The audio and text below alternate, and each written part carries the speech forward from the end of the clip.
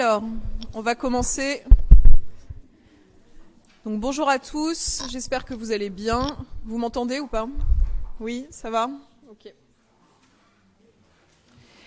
D'abord, simplement une petite question pratique concernant le groupe de TD que je vois normalement le mardi et dont le TD a été annulé la semaine dernière. Ils ont annulé le TD parce qu'ils n'ont pas trouvé de salle, nulle part, dans aucun bâtiment pour qu'on fasse notre cours. On m'a donc demandé de replacer la séance. J'ai regardé vos emplois du temps et je n'ai pas trouvé de créneau qui convienne à tout le monde. Je l'ai signalé à l'administration qui a trouvé un créneau qui, en effet, ne convenait pas, puisqu'après j'ai reçu des mails des uns et des autres disant que certains avaient cours sur le même créneau.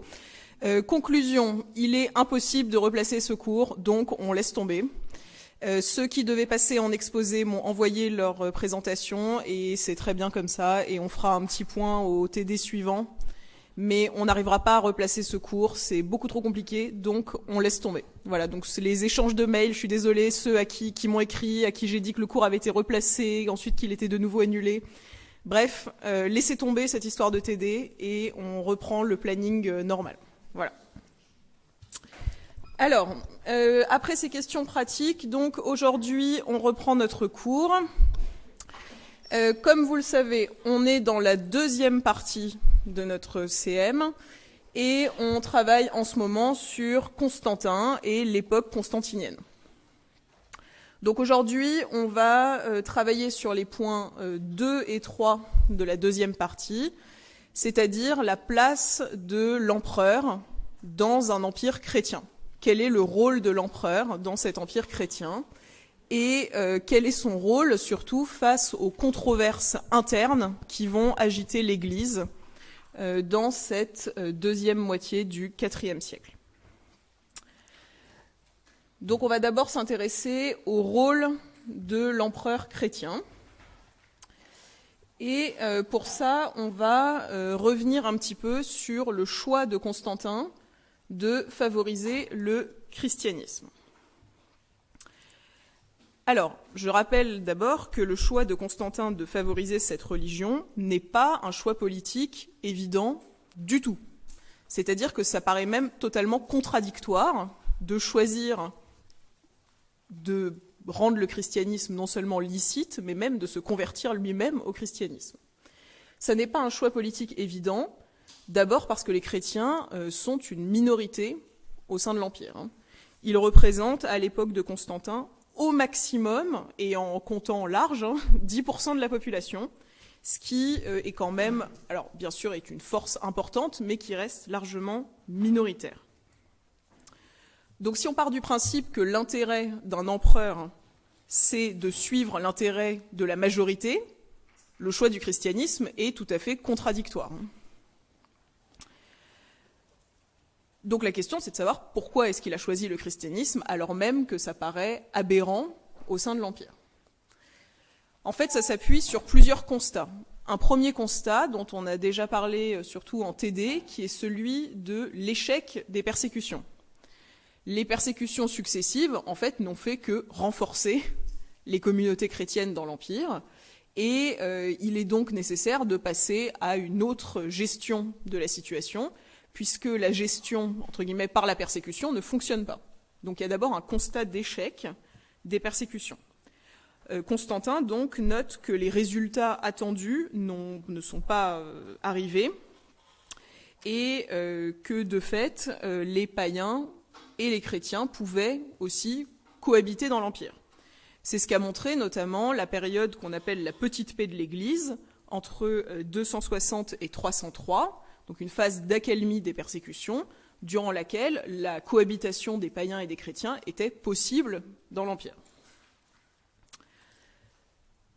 Par ailleurs, évidemment, il y a une dimension personnelle dans le choix de Constantin, dont on a déjà parlé, puisqu'il aurait eu donc une révélation personnelle, il aurait déjà été mené au christianisme par sa mère, et aurait finalement eu une révélation qui aurait joué un rôle dans sa conversion et donc dans celle de l'Empire.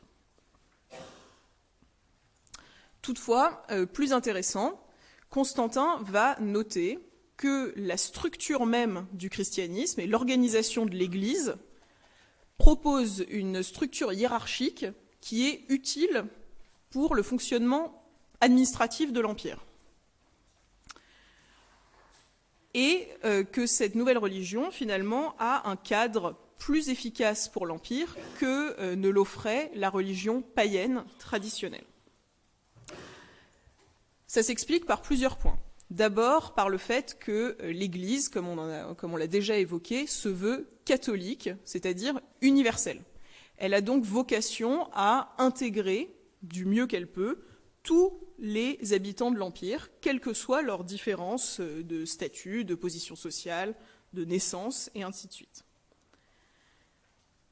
Par ailleurs, Constantin note que ces communautés chrétiennes sont structurées de manière géographico-administrative autour des évêques et qu'il s'agit donc de figures d'autorité à l'échelle de territoires limités dans l'Empire sur lesquels les autorités impériales pourraient éventuellement s'appuyer pour diffuser les structures administratives de l'Empire.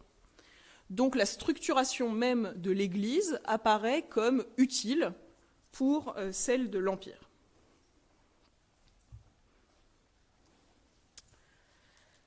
Dès lors, Constantin va essayer de trouver sa place au sein de cette Église et il va développer l'idée que l'empereur a aussi un rôle à jouer dans la gestion des affaires religieuses et dans la gestion du christianisme au sein de l'Empire. Et Constantin se présente alors comme un évêque du dehors, et il serait une sorte de double de l'évêque chargé d'encadrer les païens. De la même manière que l'évêque est le chef des communautés chrétiennes, l'empereur serait une sorte d'évêque des païens chargé de guider et d'encadrer la communauté qui est celle des habitants de l'Empire. C'est ce qui est développé par Constantin lui-même et qui nous est connu par une source dont on a déjà parlé à de nombreuses reprises, à savoir la vie de Constantin rédigée par Eusèbe de Césarée. Donc Eusèbe nous dit « Constantin s'appelle lui-même évêque établi pour ce qui est du dehors de l'Église. Faisant un jour un festin pour les évêques, du nombre desquels j'avais l'honneur d'être, il leur dit avec un fondement fort légitime qu'il était aussi évêque et se servit à peu près de ces paroles. Vous avez été établi évêque de Dieu pour le dedans de l'Église, moi je l'ai été pour le dehors. Il s'acquittait aussi très exactement de cette charge et excitait tous ses sujets à la piété avec la vigilance et le zèle d'un véritable pasteur. » Donc, ce qui est proposé ici par Constantin, c'est un véritable programme politique et religieux à la fois, qui suppose une sorte d'équivalence entre la figure de l'évêque et celle de l'empereur. C'est donc très nouveau dans la conception impériale au sein de l'Empire, puisque vous avez l'apparition d'une dimension de guide dans la figure impériale. Concrètement, comment ça se traduit ? Ça se traduit par la mise en place de mesures très claires, très factuelles, qui visent à intégrer mieux le christianisme au sein de l'Empire et à le rendre licite, tout en interdisant progressivement les pratiques païennes. C'est là la nouveauté introduite par Constantin, puisqu'il est l'un des premiers empereurs à légiférer contre le paganisme. Donc aujourd'hui, on va faire une séance plutôt législative et on va travailler sur un document très important pour l'histoire de l'humanité de manière générale, qu'on appelle le Code théodosien. Alors, qu'est-ce que le Code théodosien ? Donc, Constantin dispose, en plus des symboles dont on a déjà parlé, comme le chrisme, le labarum, dispose d'un appareil législatif très fort. Il prend donc une série de lois, de mesures qui visent à limiter les pratiques païennes, et ces lois sont connues par le Code théodosien. Le Code théodosien est un code, c'est-à-dire un recueil de lois, promulgué en 437-438 à l'initiative de Théodose II. Donc le code est promulgué en 438, mais il rassemble des lois qui vont de l'époque de Constantin à celle de Théodose II. Donc la législation de Constantin est présente dans le code théodosien. Alors, comment cette entreprise a-t-elle été mise en œuvre ? On sait que Théodose a constitué une sorte de commission de rédaction chargée de mettre en place le code, en faisant intervenir bien sûr des juristes, mais aussi des sénateurs et en fait tous les acteurs de l'appareil d'État et tous les acteurs pouvant promulguer des lois. L'objectif est d'harmoniser les lois de l'Empire, de les classer et de fournir un ensemble de références qui puissent servir dans la pratique quotidienne du droit, c'est-à-dire le droit exercé essentiellement par les juges locaux et les gouverneurs de province, qui sont les principaux acteurs de la vie législative dans l'Empire.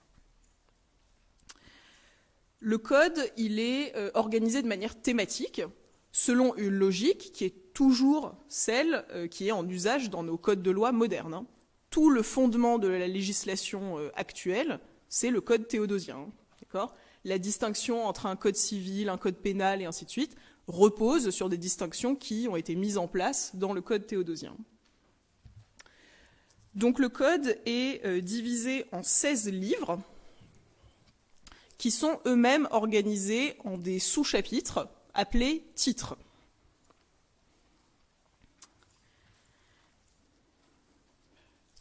Dans chaque titre, vous avez une série de lois qui se présentent toujours de la même manière. Vous avez d'abord la date et les conditions de la promulgation de la loi. Et évidemment, il s'agit d'indications très importantes, d'une grande richesse pour les historiens, puisque ça fournit un cadre historique essentiel pour la compréhension de ces lois.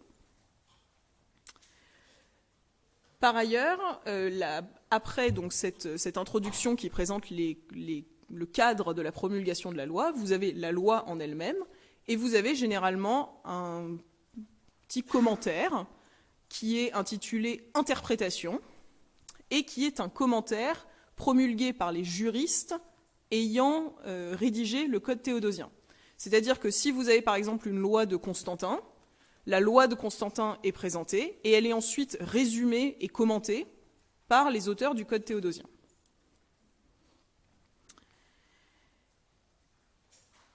Alors, c'est un document qui est difficile d'accès parce qu'évidemment, il ne nous est pas parvenu en un seul morceau. Donc, il a été recomposé à partir de manuscrits très nombreux qui ont été compilés par les éditeurs et ce qui a posé de nombreux problèmes pour l'édition scientifique des livres, notamment des livres 1 à 6 qui sont les moins connus. La deuxième partie du code est mieux connue et mieux documentée. Il existe toutefois un document qui nous est parvenu presque entier et qui nous aide à recomposer le code théodosien. C'est ce qu'on appelle le bréviaire d'Alaric. Je vous ai mis la référence à l'écran. Alors, de quoi s'agit-il ? Il s'agit d'un bréviaire, c'est-à-dire d'un résumé du code théodosien, compilé à l'initiative du roi des Visigoths, Alaric, dans son royaume. Et il s'agit donc d'un texte qui provient du haut Moyen-Âge, ou de l'Antiquité très tardive, ça dépend où on coupe dans la chronologie, mais il s'agit en tout cas d'une compilation et d'un résumé du code théodosien qui ne conserve que les articles qui leur ont semblé être les plus importants, mais qui nous permet en négatif de recomposer certaines parties manquantes dans le code théodosien.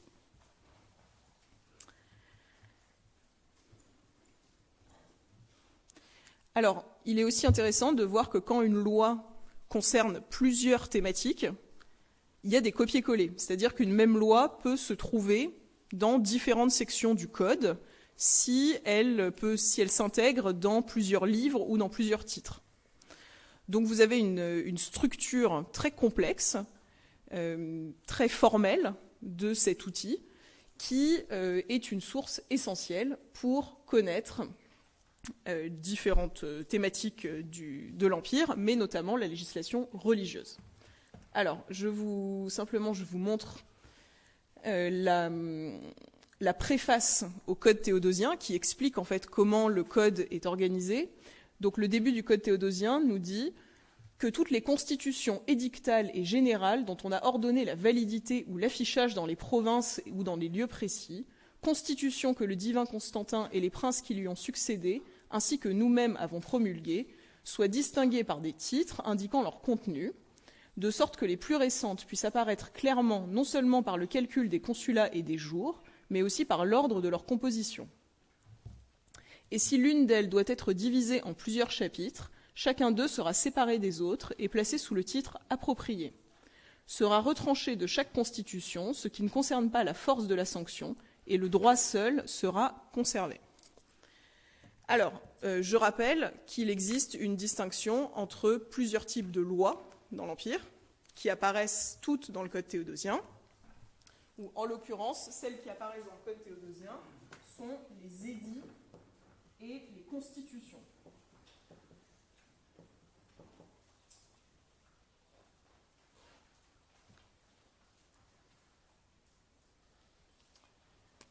Donc l'édit, il émane à Rome des préteurs, et donc il s'agit d'une législation qui est prise par l'ensemble du peuple et du Sénat. D'accord ? Donc ça représente les lois du peuple romain. Ça se distingue des constitutions qui sont des lois impériales.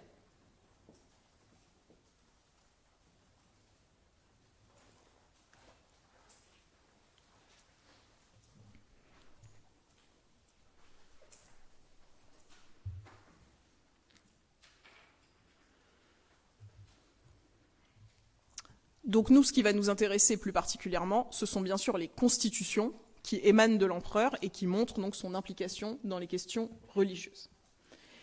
Cette législation de Constantin, elle se déploie en plusieurs phases. Bien sûr, le Constantin de 313 au lendemain de sa victoire au Pont Milvius n'a pas la même politique que le Constantin de 325 après être devenu maître de tout l'Empire. Donc il y a une sorte de progression dans cette législation sur laquelle on va s'arrêter.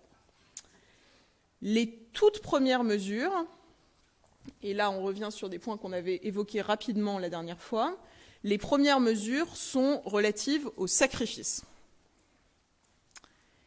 Il y a d'abord une forme de sécularisation du culte impérial. C'est-à-dire que le culte impérial ne disparaît pas, mais il ne suppose plus de faire un sacrifice sanglant à l'empereur. Par ailleurs, Constantin va légiférer sur un point très précis, qui est celui des sacrifices prédicatifs privés, c'est-à-dire tous les sacrifices qui visent à connaître l'avenir. Donc ce qui concerne les pratiques de divination, de magie, qui déjà dans la religion traditionnelle sont souvent regardées avec une certaine méfiance, mais qui cette fois-ci vont être progressivement interdites par Constantin. L'objectif est donc de séculariser le culte impérial et d'interdire les pratiques divinatoires, mais uniquement privées. J'insiste là-dessus. Puisque vous vous rappelez que quoi qu'on fasse dans l'Empire, on doit sans cesse demander l'accord des dieux. Donc la vie politique publique nécessite la prise d'auspices, nécessite l'accord des dieux. Donc il n'est pas question d'interdire ces pratiques qui sont nécessaires au fonctionnement politique de l'Empire. Donc ces interdictions ne concernent que des pratiques privées. Alors, on va d'abord s'arrêter sur une première loi édictée en 319 qui, dans un premier temps, interdit la présence de prêtres et d'aruspices dans les maisons privées. Alors, le texte se présente ainsi. Le même Auguste au peuple, c'est-à-dire Constantin. Nous interdisons aux aruspices, aux prêtres et à ceux qui sont habituellement au service de ce rite d'accéder à une maison privée ou de franchir le seuil d'autrui sous prétexte d'amitié. Une peine est prévue contre eux s'ils méprisent cette loi. Si vous estimez devoir vous livrer à ces pratiques, allez aux autels publics et dans les sanctuaires et célébrez-y les cérémonies dont vous avez l'habitude. Nous n'interdisons pas, en effet, que les obligations de ces pratiques révolues soient remplies en plein jour. Donné le jour des Ides de mai, sous le consulat de Constantin Auguste pour la 5e fois et de Licinius, c'est-à-dire le 15 mai 319. Vous noterez ici que la condamnation, enfin le point précis, c'est de condamner ce qui est fait en cachette, en secret. D'accord ? Il y a une opposition très nette entre ce qui est privé et ce qui est public, et les pratiques publiques, encore une fois, je le répète, ne sont pas interdites. Tout le monde se rappelle qui sont les aruspices ? Qui sont les aruspices ? Ouais.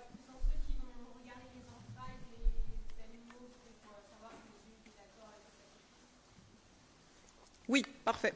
Ok. Donc bien sûr, nous on avait parlé de la religion publique, mais il existe aussi des aruspices privés. C'est-à-dire que vous demandez aussi l'accord des dieux pour faire quoi que ce soit chez vous. Donc il y a des aruspices qui interviennent aussi chez les gens. Et ça, c'est ce qui est interdit par Constantin.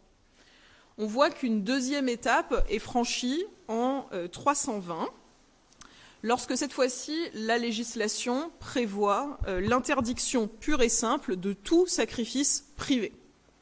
Donc il y a une forme de progression dans la législation. Donc l'empereur Constantin Auguste a Maximus, préfet de la ville.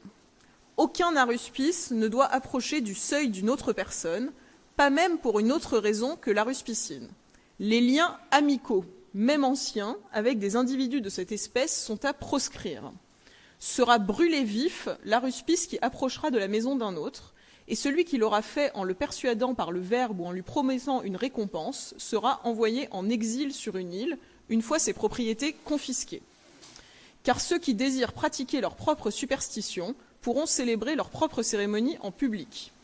Nous considérons de plus que celui qui se fait l'accusateur d'un tel crime, loin d'être un dénonciateur, mérite récompense.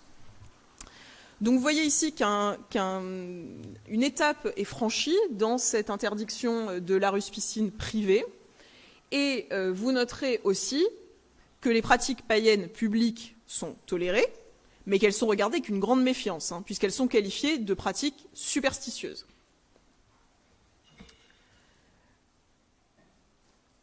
Quelques mois plus tard, Constantin prend de nouvelles mesures qui portent toujours sur la même thématique, donc on lit rapidement. L'empereur Constantin Auguste a Maximus, préfet de la ville. S'il devait apparaître qu'une partie de notre palais ou de tout autre ouvrage public ait été frappée par la foudre, que l'on demande aux aruspices, respectant ainsi l'observance de l'antique coutume, le sens du prodige, et qu'il soit porté au plus vite à notre connaissance par un rapport écrit. Que l'on accorde même aux autres la permission d'user de cette coutume, pourvu qu'ils s'abstiennent des sacrifices privés qui ont été spécialement interdits. Sache encore que nous avons reçu le rapport officiel et l'interprétation de la chute de la foudre sur l'amphithéâtre, à propos desquels tu avais écrit à Héraclien, tribun et maître des offices. Donc, vous notez que les pratiques habituelles, c'est-à-dire de consultation des prêtres et notamment des aruspices à l'occasion de tout ce qu'on qualifie de prodiges, c'est-à-dire d'événements surnaturels, est toujours en usage. Et d'ailleurs, Constantin dit avoir reçu le rapport qui concerne la destruction du Colisée par la foudre. De même, la législation se durcit encore un peu en 321, lorsque ce qui est désormais visé par Constantin, ce sont les pratiques magiques. Et là, on va s'intéresser un petit peu sur cette question des pratiques magiques dans l'Empire. Les mêmes Auguste et César à Bassus, préfet de la ville. Il faut punir et châtier à bon droit, par des lois très sévères, la science de ceux dont on découvre qu'ils ont, par des pratiques magiques, ourdis contre la santé des hommes, et détourner des âmes chastes vers la débauche.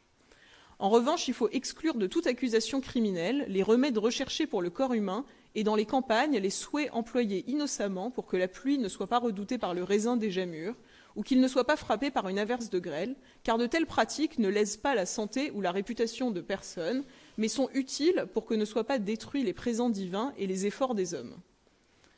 Alors, ici, plusieurs éléments.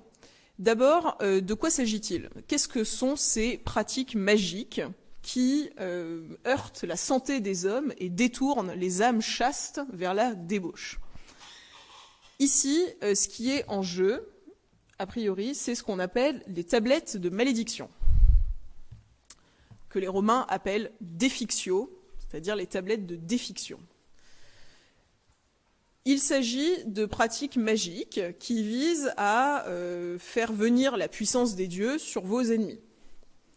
C'est très courant dans l'Empire romain. On en trouve des quantités industrielles dans des sanctuaires lorsqu'on fait des fouilles. Concrètement, comment ça marche? Vous allez dans un sanctuaire et vous gravez sur une tablette la malédiction que vous voulez porter sur quelqu'un. Par exemple, dans le sanctuaire de Bath en Angleterre, qui est, comme l'indique encore le nom moderne de la ville, un sanctuaire thermal. Et d'ailleurs, je ne sais pas si vous y êtes déjà allé, mais on peut toujours aller au bain, puisqu'il y a une source. Dans ce grand sanctuaire, où il y a donc des bains et un sanctuaire adressé à la déesse Minerve, vous avez une quantité industrielle de tablettes de défiction qui concernent notamment des choses de la vie très quotidienne, par exemple des problèmes au bain. Vous allez au bain, vous laissez vos affaires au vestiaire et quelqu'un vous pique votre serviette ou vos tongs. Vous voulez vous venger, mais vous ne savez pas qui est le voleur. Vous faites donc une tablette de défiction que vous déposez au pied de la déesse. Sur la tablette, vous écrivez qui que soit la personne qui a volé ma serviette, et là vous mettez toutes les possibilités. Hommes, femmes, esclaves, enfants, adultes, et vous essayez de donner un vocabulaire le plus large possible pour être sûr que le voleur sera couvert par la description. Donc, quelle que soit la personne qui a volé telle chose, qu'il lui arrive tel malheur. Généralement, c'est qu'il se casse une jambe, qu'un truc lui tombe sur la tête, ce genre de choses.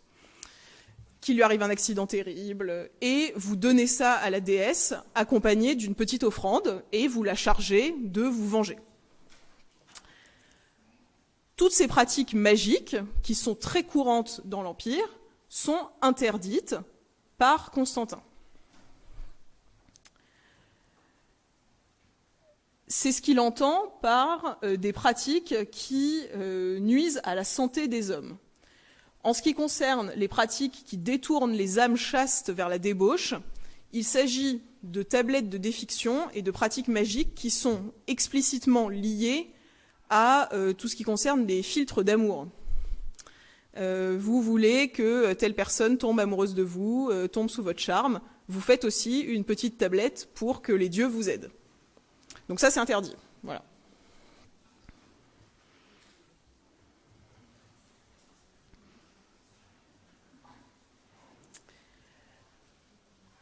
La question est de savoir pourquoi est-ce que Constantin condamne les pratiques privées, mais pas publiques.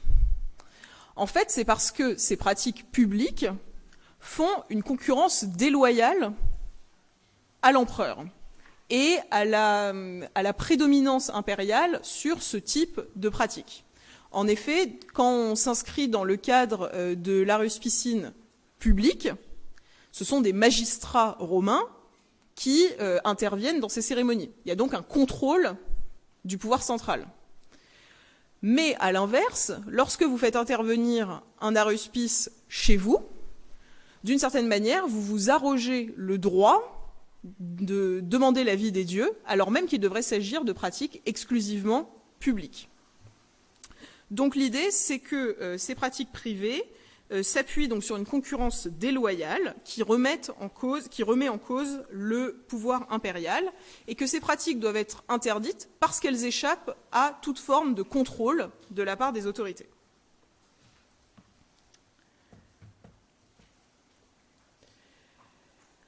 Donc ça, c'est une première série de mesures qui sont prises par Constantin et qui sont exclusivement concentrées sur la question des sacrifices.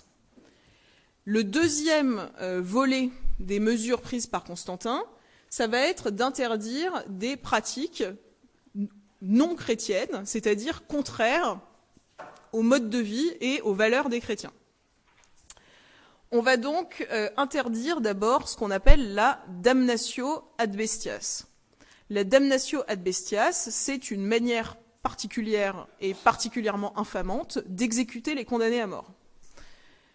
Comment ça marche? Vous êtes donc condamné aux bêtes, c'est-à-dire qu'on vous jette dans la fosse aux lions, hein, et vous servez de spectacle et d'amusement public en vous battant de manière plus ou moins efficace contre des animaux sauvages dans un amphithéâtre.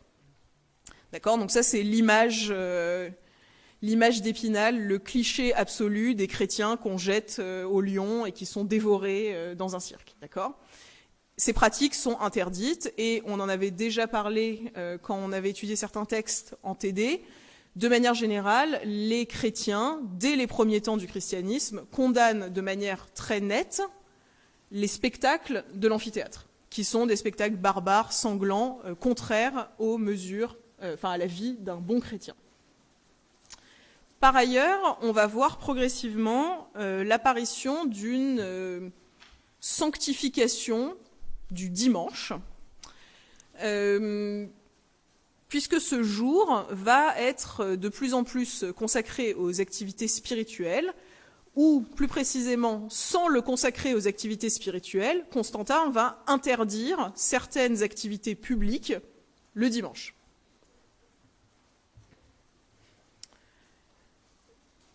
Et enfin, il interdit la condamnation à mort par crucifixion, qui, bien sûr, fait référence de manière directe à la crucifixion du Christ, et qui n'est désormais plus une manière adéquate d'exécuter les condamnés à mort, qui sont donc généralement décapités.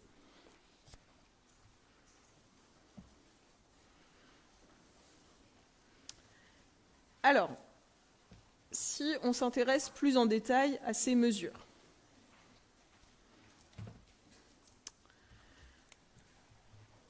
Donc, premier point, et on va s'arrêter simplement sur ce point-là, la question du dimanche.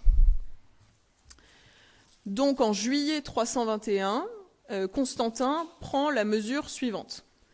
L'empereur Constantin Auguste a Elpidius.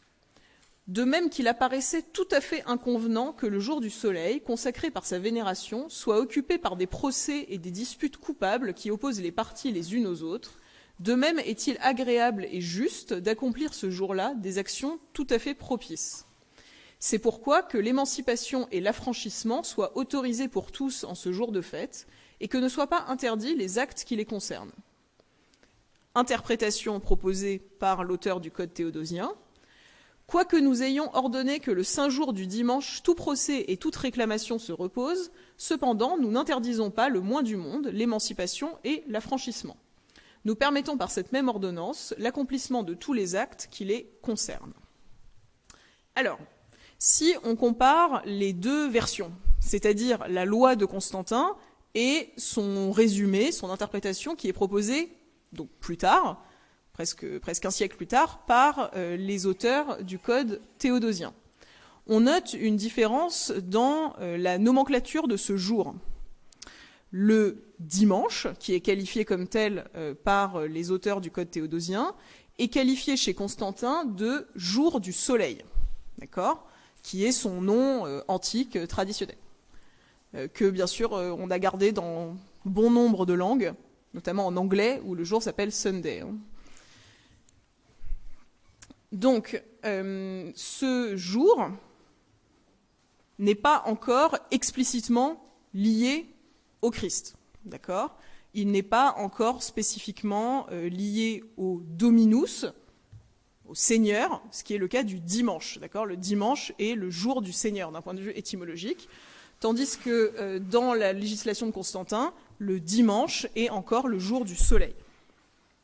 Ce qui est interdit ce jour-là, c'est la tenue des procès, à l'exception des procès et des questions légales qui concernent les affranchissements des esclaves. Donc, toutes les affaires publiques et les affaires législatives sont suspendues, à l'exception des affaires qui concernent l'affranchissement des esclaves.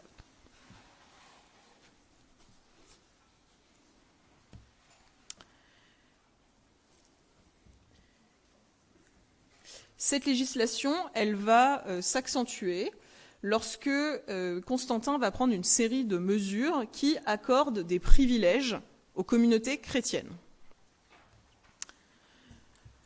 Le premier des privilèges, c'est le droit de recevoir des legs. Ce qui va bien sûr favoriser le développement des communautés chrétiennes qui peuvent désormais recevoir des fonds.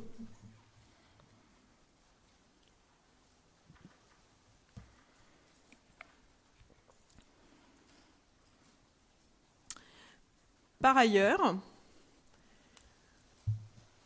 Constantin va reconnaître à l'Église la pratique qu'on appelle l'affranchissement in ecclesia, c'est-à-dire le droit pour l'Église d'affranchir les esclaves, sans demander l'accord du maître.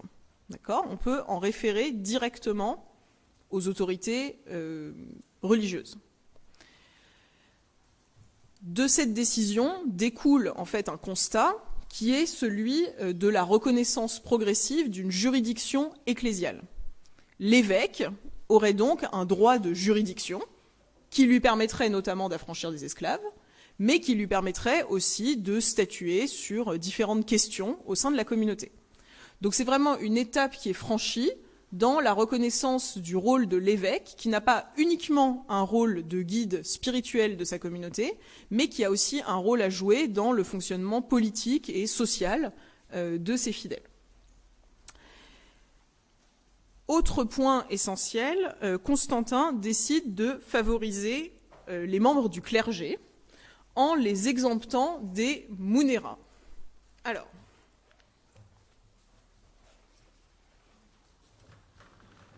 donc c'est un munus des munera.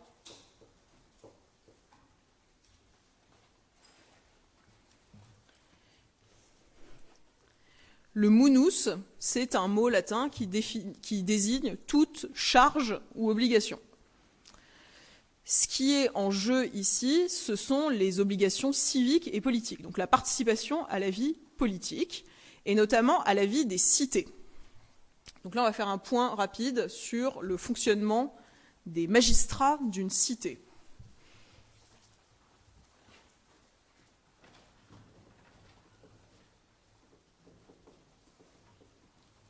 Une cité est dirigée par un conseil qui rassemble des gens qui s'appellent des décurions.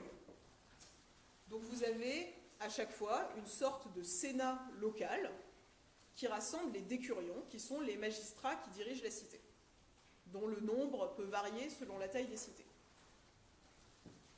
Les décurions choisissent parmi eux chaque année des responsables, des magistrats principaux de la cité, qui s'appellent quatuorvir, parce qu'ils sont 4 dans les municipes, et qui s'appellent duumvir, parce qu'ils sont 2 dans les colonies.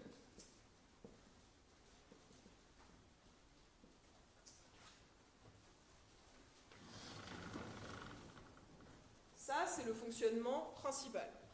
Par ailleurs,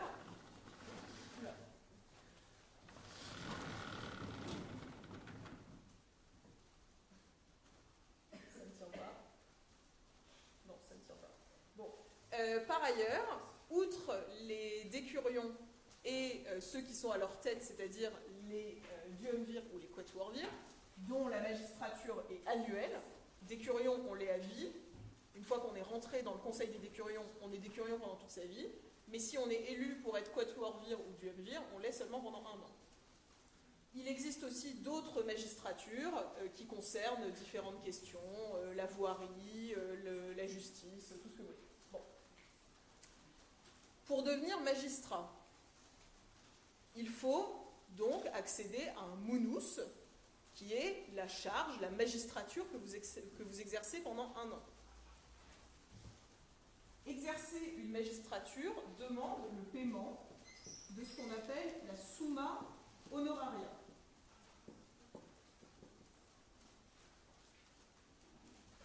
C'est-à-dire la somme, le montant associé à votre onos, honneur, qui est une sorte d'équivalent du munus.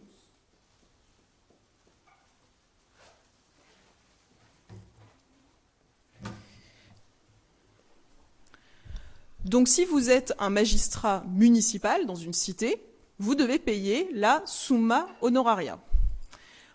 En fait, qu'est-ce que ça traduit? Ça traduit le fait qu'il n'y a pas de financement public, il n'y a pas de trésor municipal, d'accord? Il n'y a pas de fonds. Enfin, il y a un trésor municipal, mais il ne permet pas de rémunérer les magistrats. Donc si vous êtes magistrat, au sein de votre charge, vous avez toutes sortes d'obligations à remplir. Par exemple, il est de bon goût d'organiser des jeux. Si vous organisez des jeux, ça coûte cher.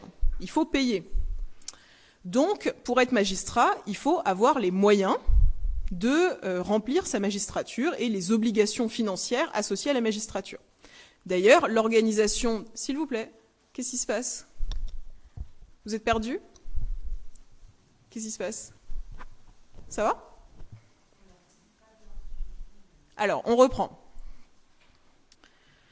Quand on est magistrat dans le monde romain, soit on est magistrat à Rome, et si on est magistrat à Rome, on doit être soit un sénateur, soit un chevalier, ce qui suppose, je le rappelle, d'avoir un cens, donc des revenus, d'un niveau déjà assez élevé. D'accord? Donc ça demande une aisance financière. Ça, c'est ce qui se passe à Rome. Vous êtes un fonctionnaire de l'État. Si vous voulez vous investir dans la vie de votre petite cité, vous voulez être élu magistrat. Si vous êtes magistrat principal de votre cité, vous serez soit un duumvir, soit un quatuorvir, selon que votre cité est un municipe ou une colonie. Bon. Pour devenir magistrat, il faut payer ce qu'on appelle la summa honoraria. Donc en gros, il faut acheter votre charge. C'est à ça que ça revient. Le paiement de la summa honoraria, soit vous payez vraiment en espèces, donc vous versez la somme au trésor, à la caisse de la cité, soit vous transposez cette somme, et c'est ce qui se fait le plus souvent, dans l'organisation de quelque chose. Par exemple, vous organisez des jeux, et ça paye la summa honoraria. Ou alors, vous retapez un bout de voie, un temple, ce que vous voulez, vous faites des travaux publics, ça paye la summa honoraria. Quoi qu'il en soit, le constat, c'est donc que pour exercer une magistrature, il faut de l'argent. Donc vous comprenez bien que rapidement, les gens vont essayer d'éviter de devenir magistrat. Parce que ce n'est pas un bon plan de devenir magistrat, ça coûte très cher. Ça va poser un problème dans l'Empire dès le milieu du 1er siècle. C'est-à-dire qu'on ne trouve plus assez de gens pour être magistrat, parce que les gens ne veulent pas devenir magistrat, parce que ça coûte trop cher. Donc les gens essayent d'éviter les magistratures. Ce qui va obliger les empereurs progressivement à légiférer de telle manière qu'on est obligé à un moment de devenir magistrat dans sa cité, pour qu'il y ait un renouvellement, et donc on va obliger les gens à accéder aux magistratures. Ça, c'est le fonctionnement normal dans l'Empire. Constantin va prendre des mesures en faveur des clercs qui les exemptent de Munera. Donc si vous êtes un membre du clergé, vous n'êtes pas tenu de devenir magistrat et donc de payer la summa honoraria. C'est donc une exemption de type fiscal.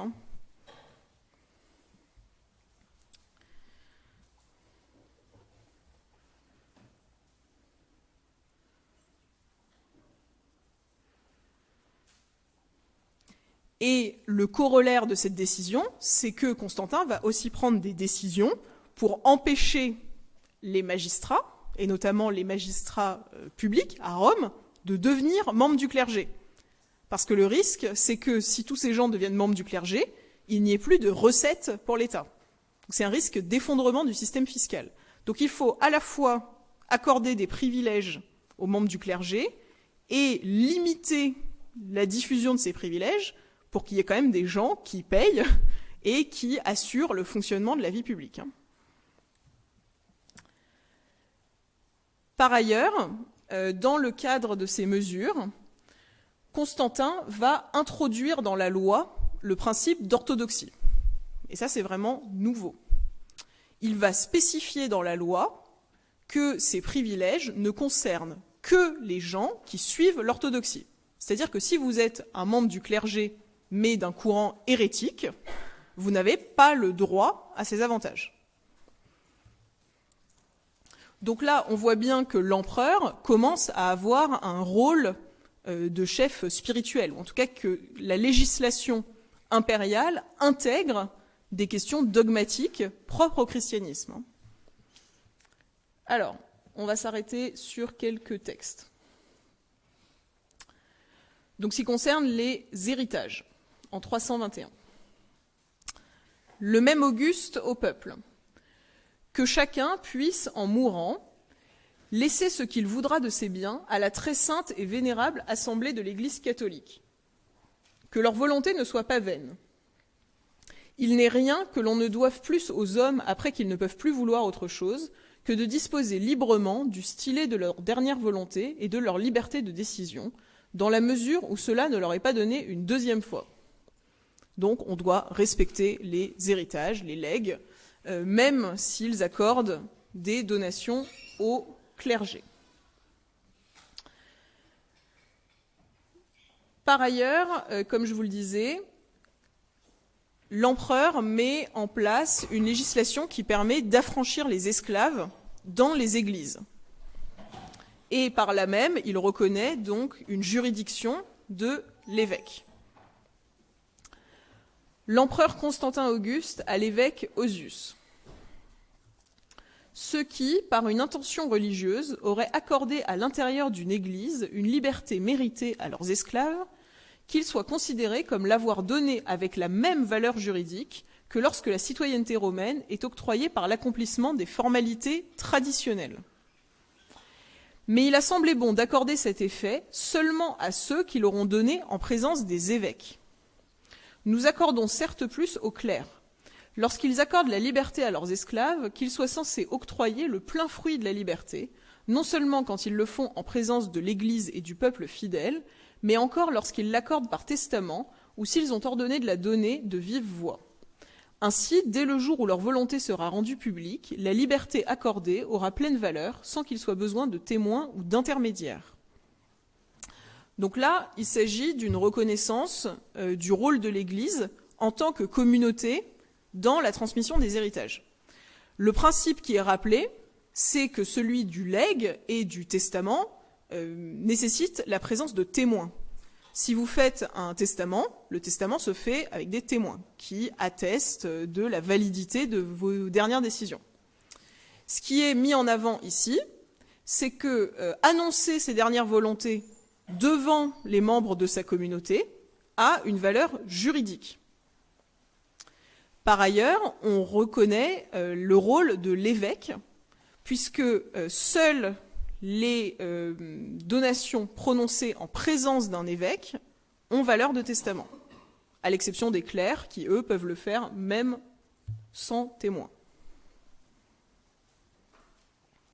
Donc là encore, une nouvelle étape dans la reconnaissance d'une capacité de l'évêque pour juger et dont le jugement serait reconnu par l'État.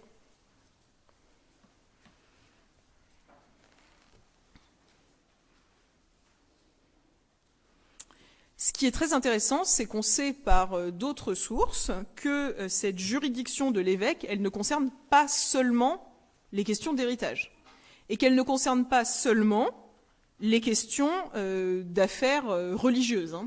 Ça concerne aussi des affaires civiles, à l'exception des procédures criminelles.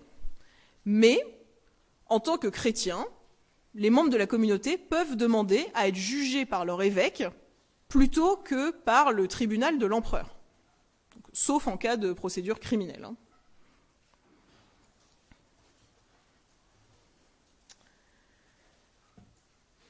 C'est ce qui est indiqué dans cette nouvelle loi, donc promulguée en 318, l'empereur Constantin Auguste. Le juge, en vertu de sa sollicitude, devra se taire s'il est fait appel au jugement de l'évêque. Donc le jugement de l'évêque est supérieur à celui du juge, si on met les deux dans la balance. De même, si quelqu'un voulait porter une affaire devant la loi chrétienne et se soumettre à son jugement, qu'il soit écouté, quand bien même l'affaire aurait déjà été commencée devant un juge.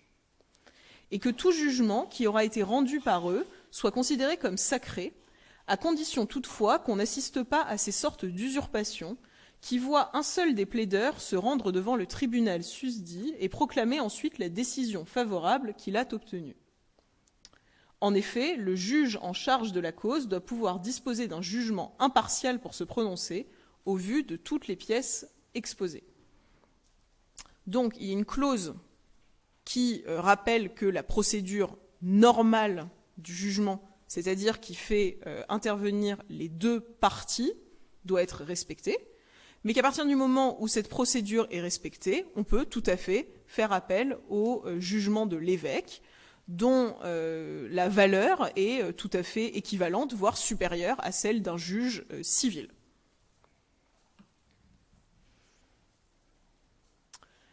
Enfin, comme je vous le disais, Constantin inclut des clauses qui visent de manière très spécifique les hérétiques. Et par là même, il introduit l'idée d'orthodoxie dans la loi. Il écrit en effet, donc en 313, « Nous avons appris que le parti des hérétiques, et donc à ce moment-là, il parle des donatistes, dont on va reparler juste après, nous avons appris que le parti des hérétiques a malmené les clercs de l'Église catholique en les écrasant, contrairement aux privilèges qui leur ont été accordés par certaines nominations ou levées réclamées par l'usage public. » Donc là, il mentionne explicitement des cas de non-respect de l'exemption des munera, puisque bien que les clercs soient exemptés des munera, on leur a demandé de participer à la vie publique. C'est ce qui est évoqué par cette formule, certaines nominations ou levées réclamées par l'usage public. Il convient donc que si ta gravité trouvait quelqu'un qui ait été ainsi malmené, il le remplace par quelqu'un d'autre, et qu'ensuite il interdise les injustices de ce genre contre les hommes de la susdite religion catholique.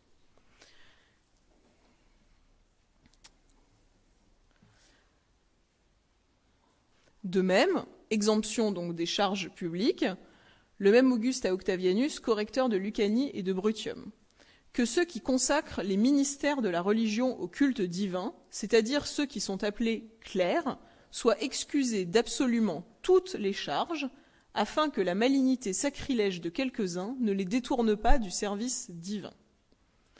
Interprétation du Code théodosien. Cette loi prescrit par un règlement spécial que personne n'ait la présomption de nommer par un ordre sacrilège des clercs, percepteurs ou receveurs. Là, il s'agit particulièrement des questions de levée d'impôts. Elle ordonne que, libre de toute charge, c'est-à-dire de tout office ou de tout service, il se consacre à l'Église.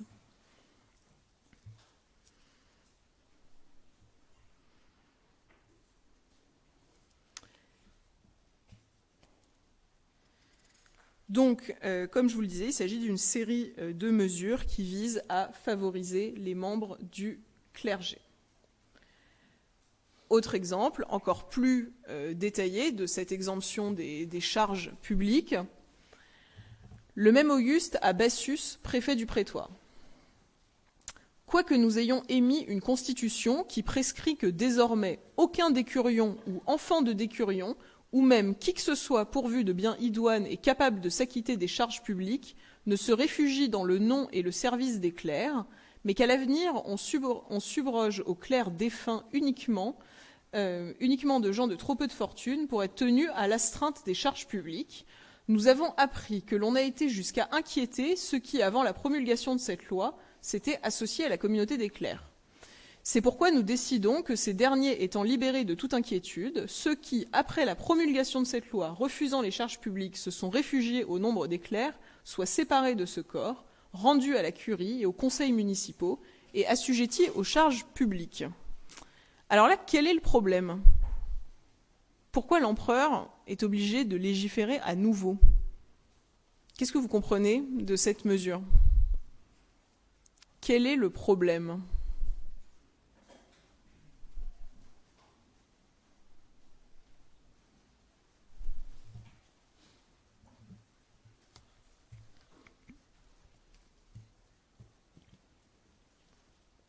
Donc c'est une langue juridique qui est complexe. C'est pour ça que je vous demande ce que vous en comprenez.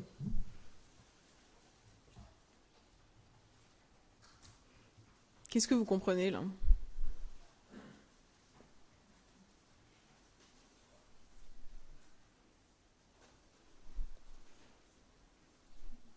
Oui ?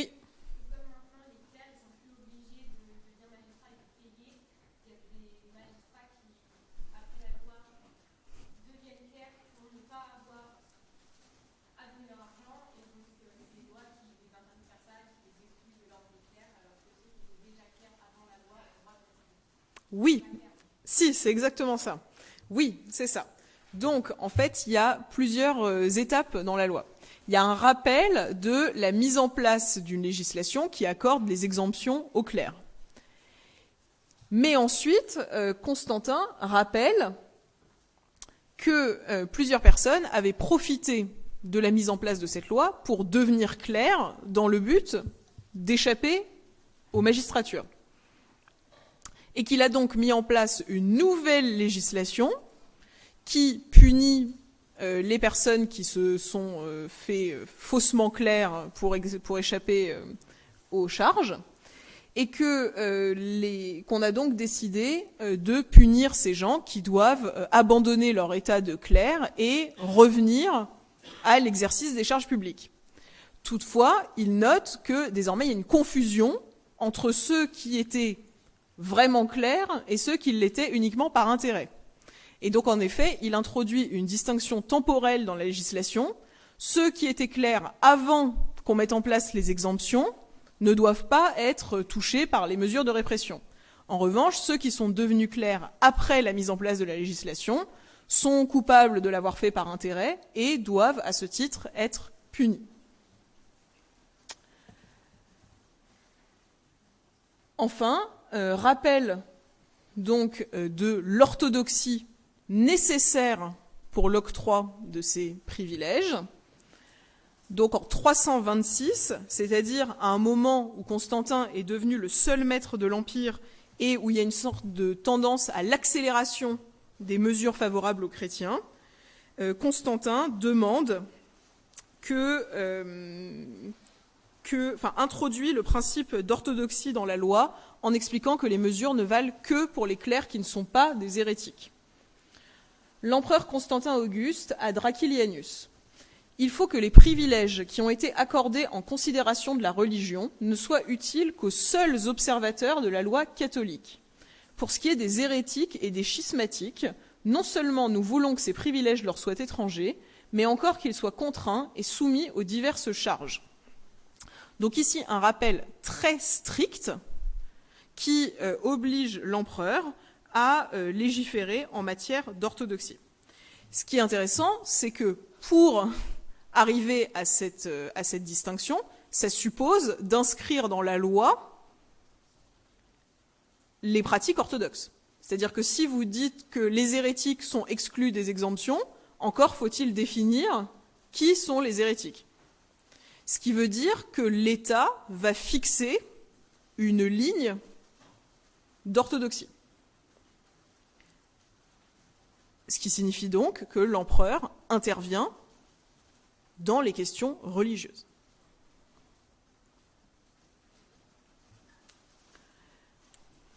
Alors, on va faire 5 minutes de pause et on reprendra ça après.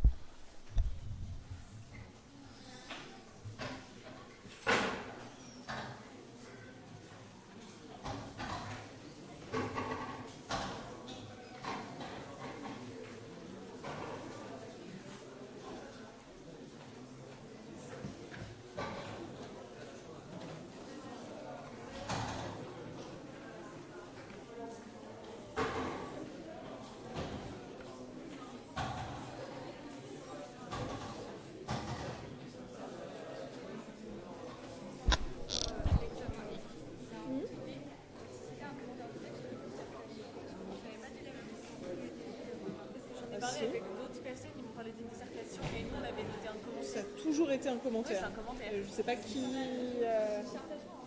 Ah ben ils ont rien compris. Non, c'est au partiel final, c'est dissertation ou commentaire. C'est au choix. Mais là c'est commentaire.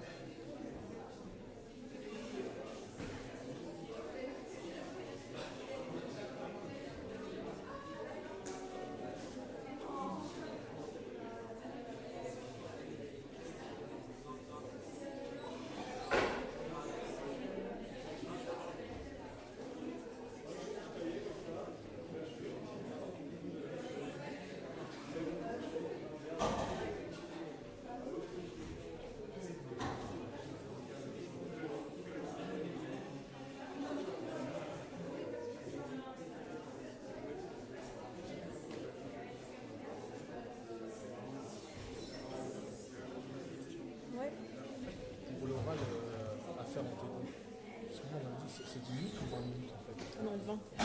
Oui, oui. Avec 10 minutes. Ah non, non, non. 20, minimum 20. Voilà. Ça peut être un peu plus.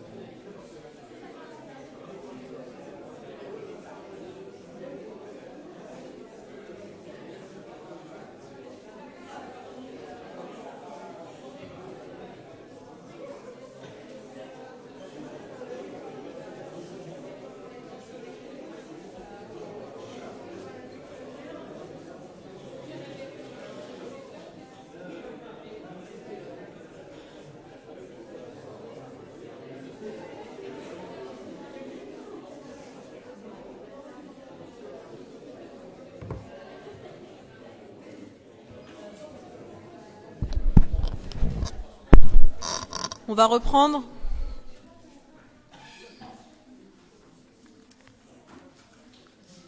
Alors, on va reprendre, mais d'abord, petite précision, puisqu'on m'a posé la question et que ça a l'air d'être confus.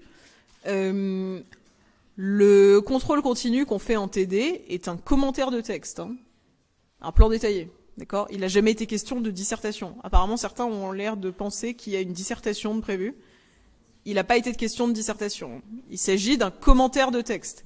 En revanche, à l'examen final, au partiel, vous avez le choix entre commentaire ou dissertation. C'est clair pour tout le monde ? Ok. Alors, donc on reprend notre parcours de la législation de Constantin et la mise en place d'une législation de plus en plus favorable aux chrétiens.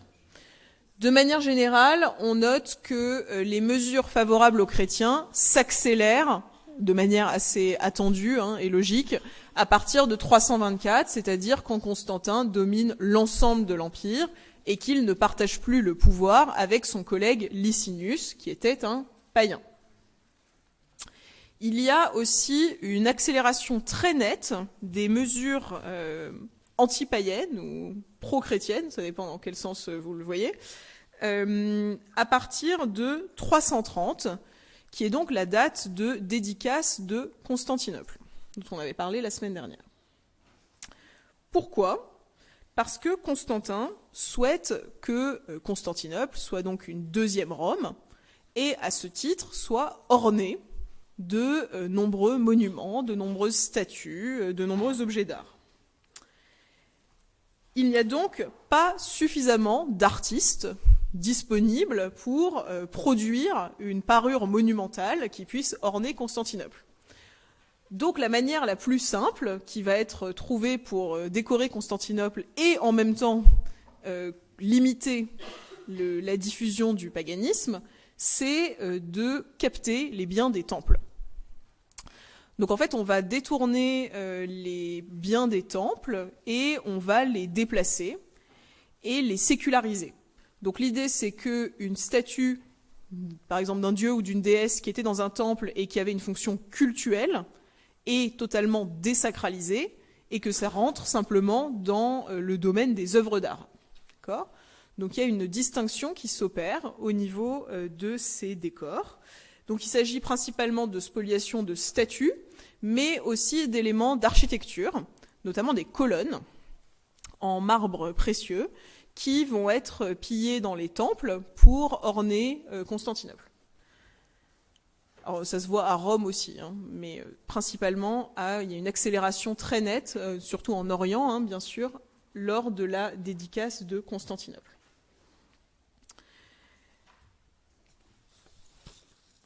On sait donc que Constantin va commencer à récupérer des éléments de nature diverses dans l'objectif de les séculariser et d'en faire simplement des matériaux de construction ou des œuvres d'art. Pour ça, Constantin va prendre des dispositions dans le but de capter les propriétés des temples et il va notamment faire fermer certains temples. Le cas le plus connu, c'est celui du temple d'Esculape à Aygay, en Cilicie, c'est-à-dire en Turquie actuelle. Et ce temple donc était celui du dieu Esculape, un dieu guérisseur, qui donnait lieu par ailleurs à des traditions qui étaient vues de manière très négative par Constantin, et toutes sortes d'excès et de débordements dans l'organisation du culte qui nécessitaient donc une intervention de la part de l'empereur chrétien. On voit de manière générale que Constantin ne fait pas fermer l'ensemble des temples. D'accord ? Ce n'est pas une mesure de destruction organisée de tous les édifices païens. Ce sont plutôt des mesures ponctuelles qui visent certains temples qui ont des pratiques spécifiques dans leur culte. C'est par exemple le cas du temple d'Aphrodite à Afka, donc en Phénicie, au Liban actuel, où se pratiquait dans le temple une prostitution rituelle. Donc une partie des revenus du temple provenait de la prostitution des prêtresses. Et c'est jugé bien sûr complètement immoral dans un environnement chrétien, et donc Constantin va s'attaquer en particulier à ce temple qui va être fermé sur décision impériale, et les objets d'art et le décor du temple va donc être transportés pour orner Constantinople. C'est un épisode très célèbre qui est raconté par Eusèbe de Césarée dans la fameuse Vie de Constantin, qui parle donc de cette démolition du temple d'Aphrodite à Afka. L'empereur recherchait avec un soin merveilleux jusqu'au moindre reste de l'erreur. Il découvrit de son palais un piège dressé au salut des âmes dans un coin de la Phénicie, de la même façon que l'aigle découvre du haut du ciel ce qui se passe sur la terre. C'était un bois et un temple consacré à l'honneur d'un infâme démon sous le nom d'Aphrodite, non dans une place publique pour servir à l'ornement d'une grande ville, mais à Afka, dans un endroit fort désert du mont Liban. On y tenait une école ouverte d'impudicité. Il y avait des hommes qui, renonçant à la dignité de leur sexe, s'y prostituaient comme des femmes et qui croyaient se rendre la divinité propice par l'infamie de cette monstrueuse corruption. C'était un lieu privilégié pour commettre impunément l'adultère et d'autres abominations. Personne n'en pouvait arrêter le cours, puisque personne ne pouvait entrer en ce lieu-là, pour plus qu'il eût d'honnêteté et de retenue. L'empereur, en ayant eu connaissance, jugea que ce temple ne méritait pas d'être éclairé des rayons du soleil, et commanda qu'il fût démoli, que les statues fussent brisées et les ornements enlevés. Cet ordre fut exécuté à l'heure même par des soldats, et ceux qui avaient été autrefois les plus adonnés à la débauche changèrent de mœurs, de peur d'être châtiés, avec la rigueur dont l'empereur les menaçait. Les païens même reconnurent l'extravagance de leur superstition et s'abstinrent des excès les plus blâmables. Donc, ici, vous voyez en fait plusieurs éléments se dégager de cette anecdote. D'abord, l'idée que l'empereur a un rôle spirituel, de garant de la bonne marche du monde, et un rôle de censure qui est mis en avant dans le texte. Ici, tout est condamné dans ce temple, et la fin du texte indique que même les païens condamnent les pratiques en usage dans le sanctuaire. Donc ici, ce qui est condamné, c'est la prostitution, l'homosexualité, puisqu'il s'agit aussi de prostitution masculine, ce qui est un problème dans une société antique et dans une société chrétienne, et l'idée donc qu'il y a aussi toutes sortes de pratiques magiques qui ont lieu dans ce sanctuaire et méritent d'être supprimées. Donc l'empereur qui se présente comme le garant de la moralité de l'Empire et qui, tel un aigle, doit surveiller l'ensemble du territoire et châtier les païens. Donc si on fait un peu le point à ce moment-là dans le règne de Constantin, on voit la politique de Constantin qui vise progressivement à interdire certaines pratiques païennes, celles en fait qui sont du côté plutôt de la magie, de la divination, de la superstition et qui sont des pratiques plutôt privées. On voit aussi une volonté de favoriser progressivement la diffusion du christianisme. Mais ce qui est très intéressant, c'est qu'au moment même où Constantin choisit de favoriser le christianisme, il se trouve que le christianisme est dans une situation très complexe dans laquelle l'empereur va être obligé d'intervenir. Et donc là, on va parler des nombreuses crises qui divisent les chrétiens à l'époque de Constantin et l'apparition de nouvelles hérésies.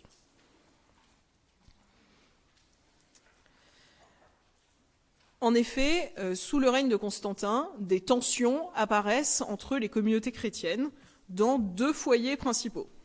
Le premier foyer, c'est l'Afrique, et le deuxième, c'est l'Orient, autour de la Turquie principalement.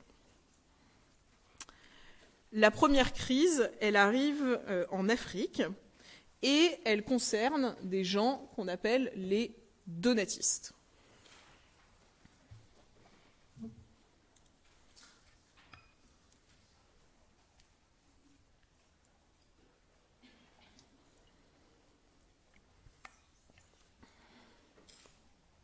Vous vous rappelez que l'Afrique est un territoire particulièrement chrétien, hein, où les persécutions ont été aussi très nombreuses, et qu'il s'agit donc d'une des communautés les plus dynamiques de l'Empire. Or, en 312, donc très tôt hein, dans le règne de Constantin, on élit à Carthage un nouvel évêque qui s'appelle Caecilianus. Cécilien, on l'appelle aussi en français.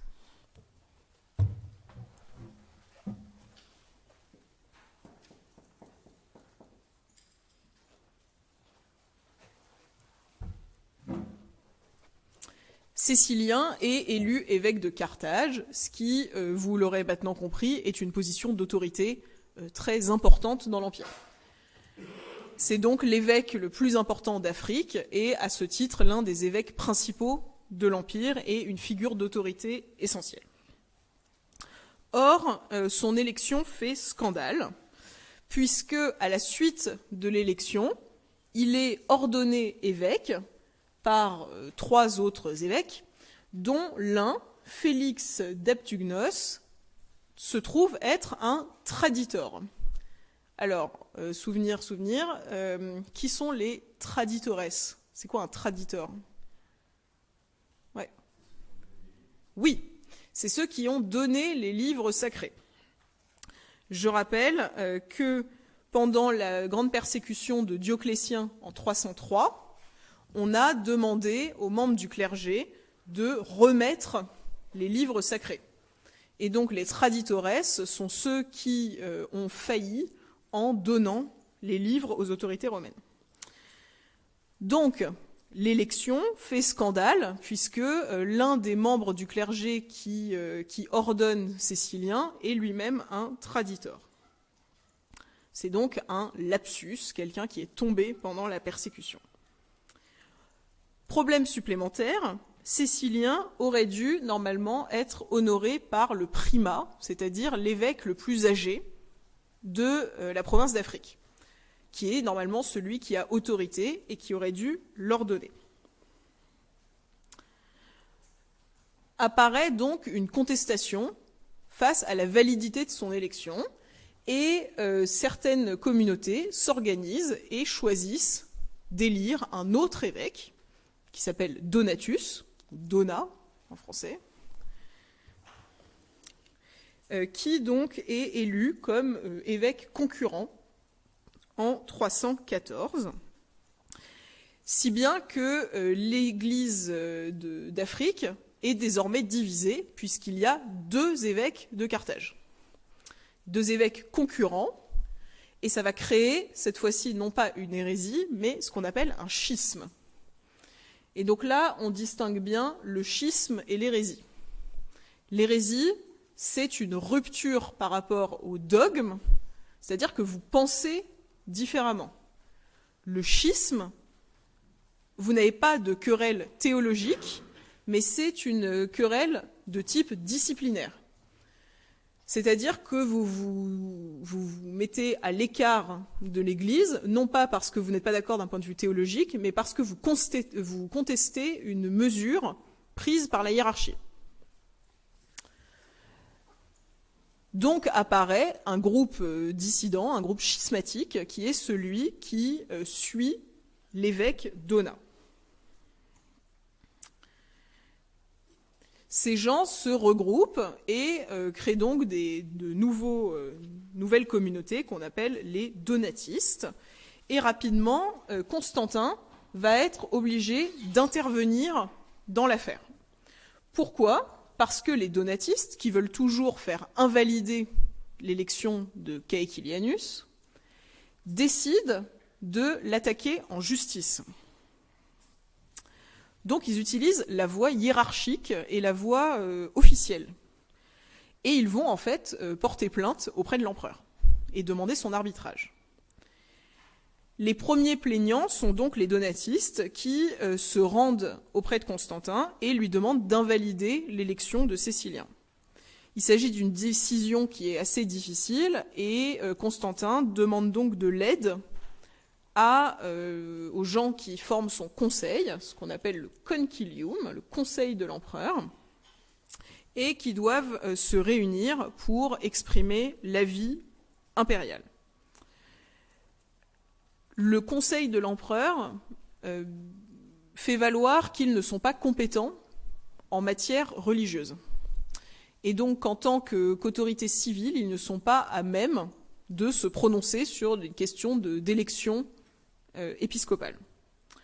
On décide donc de confier l'affaire à Miltiade, qui se trouve être l'évêque de Rome et qui est chargé de juger l'affaire et de trancher entre les deux évêques de Carthage. L'évêque de Rome, Miltiade, convoque un concile en octobre 313. Donc là, vous noterez que le mot concile, c'est le latin concilium, et que ça désigne à la fois le conseil qui entoure l'empereur, à l'origine, dans un empire même païen, mais qui ensuite va être utilisé pour désigner l'assemblée des évêques qui se réunissent en conseil pour statuer sur diverses questions. Donc on organise un grand concile à Rome en octobre 313 et le concile donne raison à Cécilien.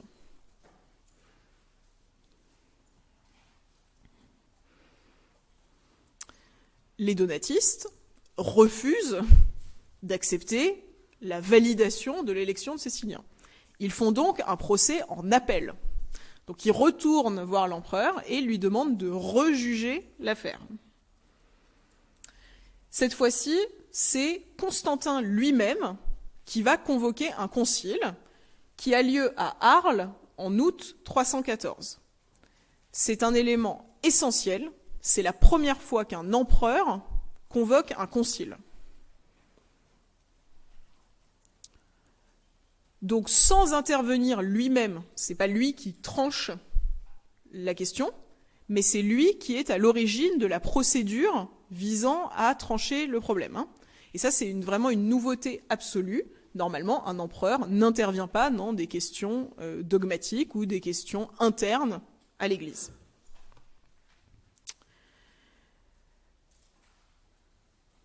Ce concile d'Arles, il rassemble 24 évêques, dont 16 viennent de Gaule. Ce qui n'est pas du tout anodin, puisque là, il s'agit d'une crise qui concerne l'Église d'Afrique. Donc on essaye de faire intervenir des gens qui sont neutres et qui ne sont pas partie prenante, et c'est pour ça que le concile a lieu à Arles. C'est d'abord pour éviter que les évêques africains jugent eux-mêmes leurs problèmes, ce qui serait quand même un peu problématique. Et par ailleurs, je vous rappelle que Constantin a un camp de base qui est plutôt en Occident. Donc l'organisation d'un concile à Arles s'explique aussi par l'ancrage géographique qui est propre à Constantin. Puisqu'on est très tôt dans son règne, donc il n'est pas du tout encore question de se déporter en Orient à Constantinople. Le concile d'Arles donne à nouveau raison à Cécilien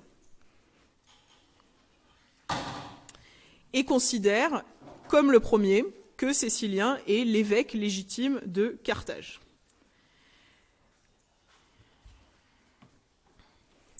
La contestation continue à enfler en Afrique et les donatistes refusent toujours d'accepter l'élection de Cécilien. Constantin essaye de résoudre la situation. Et là, il convoque les deux parties, donc il convoque Cécilien et Donat dans son palais, et il les convoque donc en 316 dans sa résidence impériale, en estimant que, en les convoquant hors d'Afrique, dans un terrain neutre, il arriverait à résoudre le problème.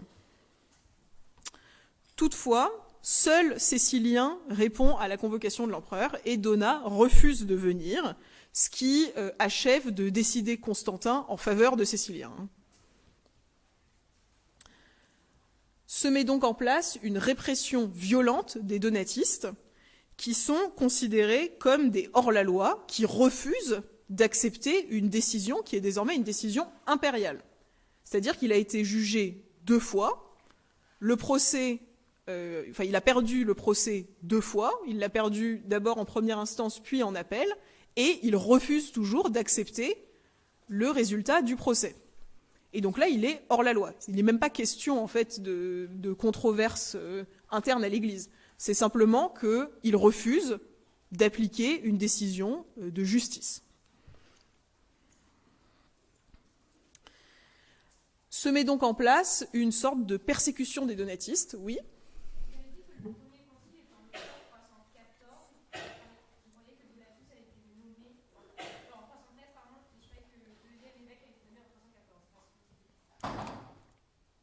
Oui, parce que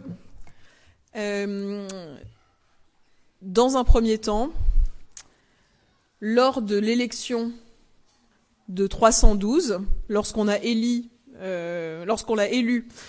Cécilien, on a élu un évêque concurrent qui, dans un premier temps, est un disciple de Donatus. D'accord ? Donc en 312, élection de Cécilien. Donc ce personnage qui s'appelle Donat crie au scandale. Il fait élire l'un de ses proches comme évêque concurrent. Et très rapidement, 2 ans plus tard, en 314, il se fait élire lui-même finalement. Donc oui, il y a un léger décalage chronologique, mais bon, peu importe. Si vous voulez, vous avez tout de suite la mise en place d'une controverse entre le parti donatiste et le parti de Cécilien, qui d'abord fait intervenir Donatus plutôt en arrière-plan, mais rapidement il passe au premier plan puisqu'il se fait lui-même élire évêque de Carthage en 314.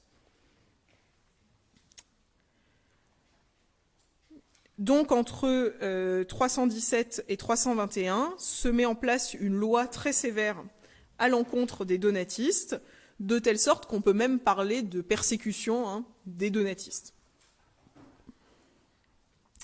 Ce qui va d'ailleurs leur permettre de développer tout un discours fondé sur ce qu'ils appellent l'Église des saints.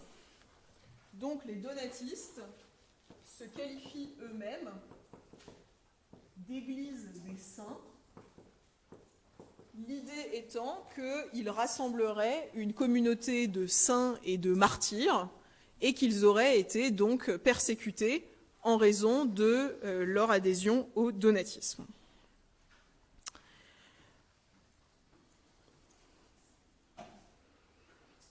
Donc vous aurez compris aussi que cette crise donatiste, elle trouve son origine dans les suites de la persécution de Dioclétien, puisque le point central du problème, c'est la gestion des traditores.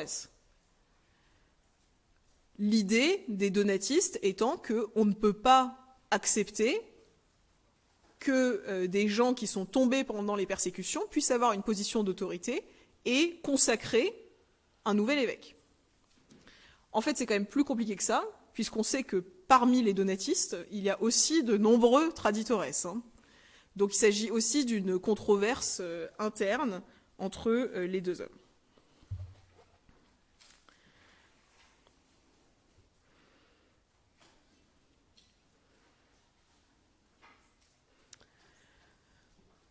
En 321, la persécution contre les donatistes ralentit et s'arrête progressivement parce que Constantin suspend les mesures de répression contre les donatistes.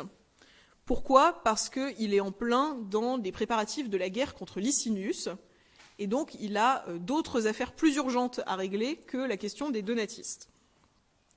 Donc il est important, au moment où l'empereur va affronter son concurrent, que l'Occident soit marqué par l'unité et par la stabilité. Donc ce n'est pas le moment de gérer des crises internes. Donc il décide de suspendre les persécutions pour réunir autour de lui l'ensemble de la partie occidentale de l'Empire dans sa lutte contre Licinius. Les donatistes profitent de cette accalmie pour prendre possession de nombreuses églises, pour en construire aussi, si bien que rapidement ils apparaissent comme la force chrétienne principale en Afrique. Un exemple qui le montre bien, c'est ce que je vous ai mis à l'écran, c'est qu'en 336, lorsqu'un concile est organisé à Carthage, il y a 270 évêques donatistes. Donc ils sont extrêmement nombreux, et la question devient assez considérable.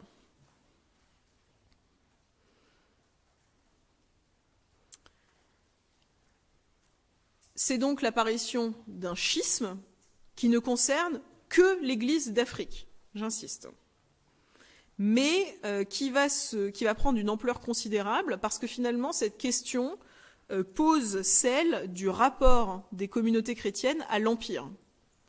Et en fait, ça pose la question de l'intervention de l'empereur dans les affaires de l'Église. D'ailleurs, une phrase célèbre de Donatus qui aurait dit « Quoi de commun entre l'Église et l'Empire ?» Selon Donatus, il n'y a rien de commun entre l'Église et l'Empire, et à ce titre, il est anormal que l'empereur intervienne dans les questions de l'Église, et donc il n'est pas du tout hors la loi en refusant de suivre la législation, puisque l'empereur, en fait, n'avait pas autorité, selon lui.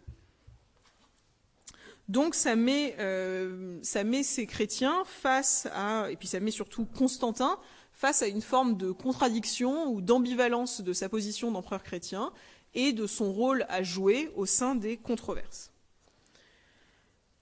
De manière générale, ce qu'on voit, c'est qu'à la mort de Constantin, les donatistes sont vraiment la force principale de l'Église d'Afrique. Mais il ne s'agit là que d'un problème relativement secondaire par rapport à d'autres crises qui secouent l'Église sous le règne de Constantin. La crise principale, elle se déploie en Orient et elle concerne des gens qu'on appelle les Ariens. Et là, il s'agit d'une hérésie et pas d'un schisme.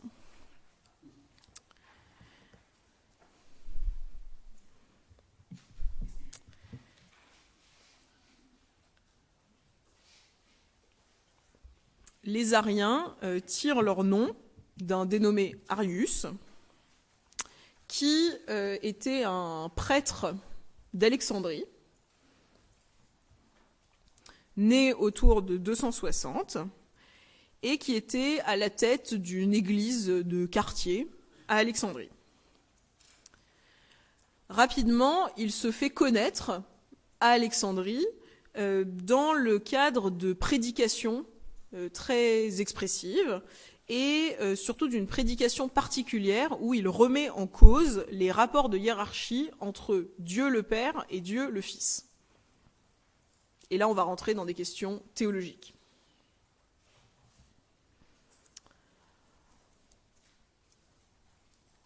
En fait, cette controverse, elle ne naît pas avec Arius, et elle trouve son origine dans des questions qui sont déjà existantes au sein de l'Église d'Alexandrie. Et notamment, Arius reprend des idées qui avaient été développées par Denis d'Alexandrie, qui était l'évêque pendant les persécutions de Dèce et de Valérien. En outre, l'Église d'Alexandrie, qui forme aussi l'une des communautés majeures de l'Empire, a un fonctionnement assez particulier, puisqu'il s'agit d'une des rares églises dans laquelle les prêtres ont un rôle très important. Quand on s'était intéressé à la hiérarchie des premières communautés chrétiennes, on avait dit que la figure centrale aux côtés de l'évêque, c'est plutôt le diacre, généralement. À Alexandrie, les choses fonctionnent différemment, et dans ces communautés, les prêtres ont un rôle de premier plan, et notamment un rôle de prédication très important.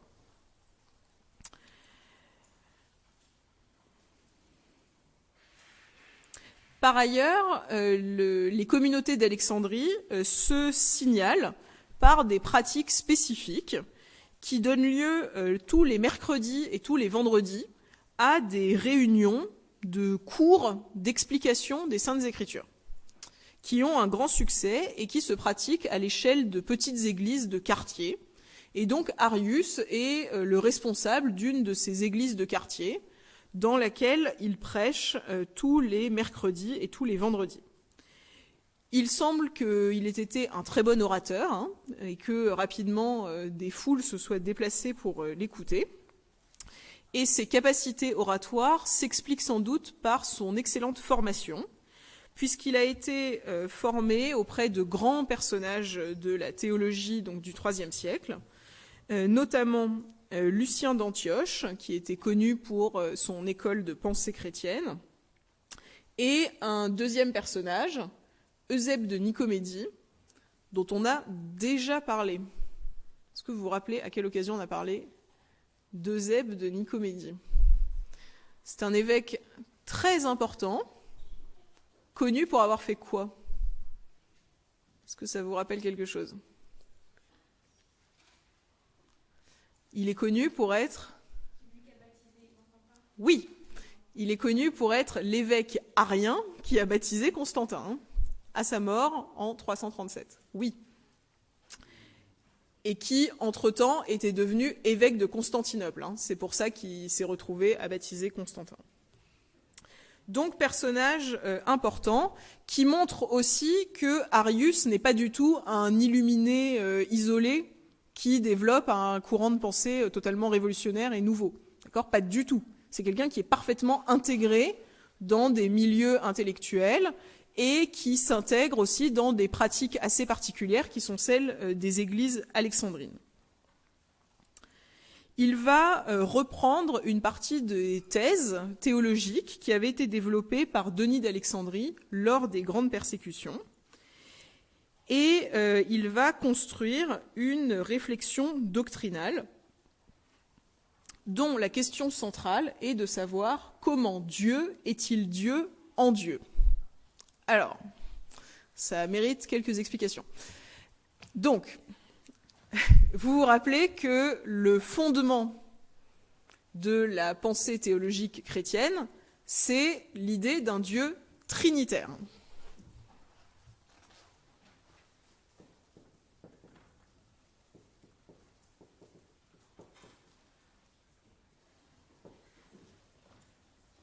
Donc la conception de Dieu repose sur l'idée d'un Dieu trinitaire, sur l'idée de l'existence d'une Trinité qui rassemble Dieu le Père, créateur du monde et identifié au Dieu qui apparaît dans l'Ancien Testament, au Dieu des Juifs, Dieu le Fils, c'est-à-dire Jésus,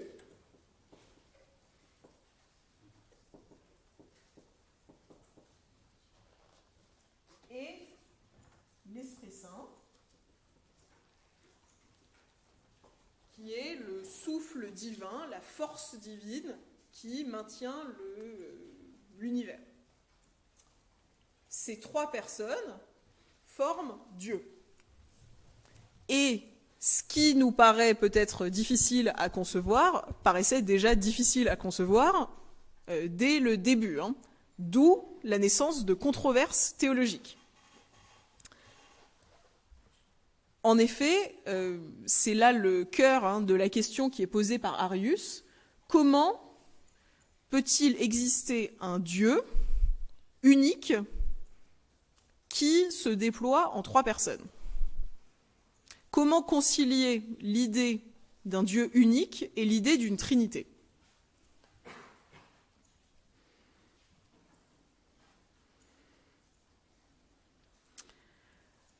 La difficulté, en fait, c'est d'articuler un niveau divin et un niveau humain. Comment penser qu'un humain, c'est-à-dire Jésus, qui est mort, comme un être humain, puisse en même temps être Dieu.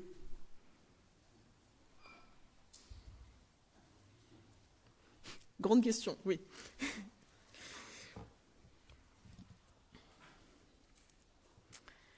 Et là, dès le début des fondements théologiques du christianisme, il va y avoir plusieurs réponses qui vont être apportées.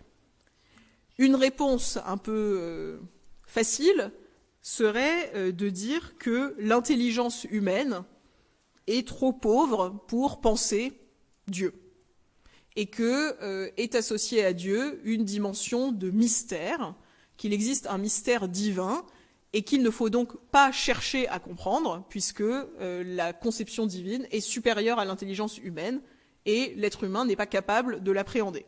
Ça, c'est la solution de facilité, vous évacuez le problème.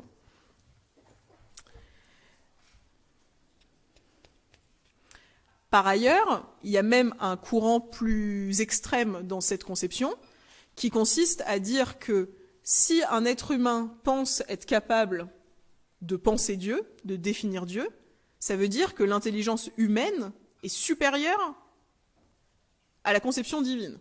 Et donc là, ça pose un problème de hiérarchie entre un Dieu créateur et des humains créatures, théoriquement inférieurs. Donc il y a un problème théologique central dans cette question. Toutefois, rapidement, quand même, on va arriver à l'idée que ça n'est pas parce que l'intelligence humaine ne permet pas de comprendre pleinement Dieu qu'on ne peut pas penser Dieu et se poser la question. Et la logique d'Arius et de ses contradicteurs, en fait des deux camps, à la fois des ariens et des anti-ariens, ça va être de miser sur la connaissance philosophique, rhétorique du temps pour mobiliser des concepts, des cadres de pensée et essayer de replacer ce débat théologique au sein des cadres de pensée qu'ils connaissent. Donc, l'apparition de l'hérésie d'Arius, elle marque en fait l'apparition de la théologie. Je rappelle que la théologie,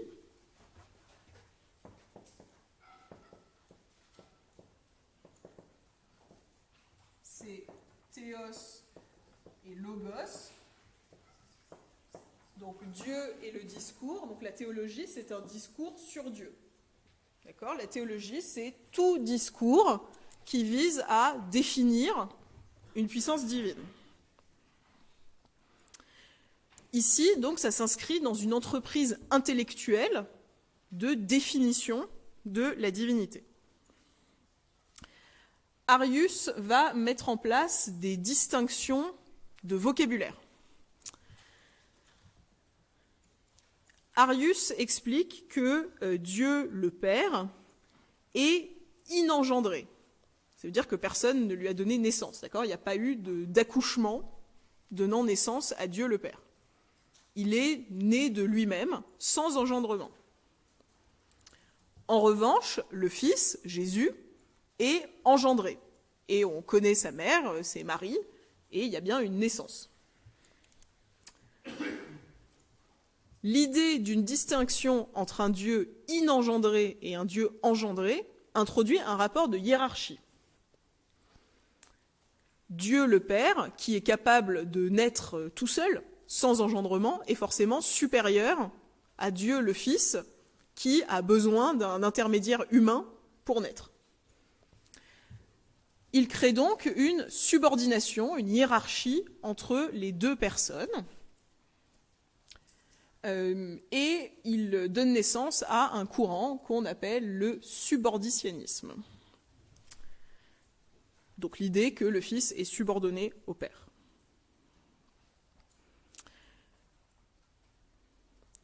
Cette idée avait déjà été développée par Denis d'Alexandrie. Mais Arius va plus loin. Pourquoi ? Parce que la conséquence qu'il tire de cette hiérarchie, c'est que si le Fils est subordonné au Père, il ne peut pas vraiment être Dieu. Parce que Dieu ne peut pas être subordonné à qui que ce soit. Dès lors, le Fils n'est pas un Dieu, mais il fait partie du registre humain. C'est une créature créée par Dieu, une créature supérieure aux autres créatures, mais une créature tout de même. Et la conclusion, c'est que selon Arius, seul le Père est vraiment Dieu. Donc il nie totalement l'idée de Trinité, puisque l'idée de Trinité repose sur une égalité parfaite entre les trois personnes. Or, selon Arius, il n'y a pas d'égalité.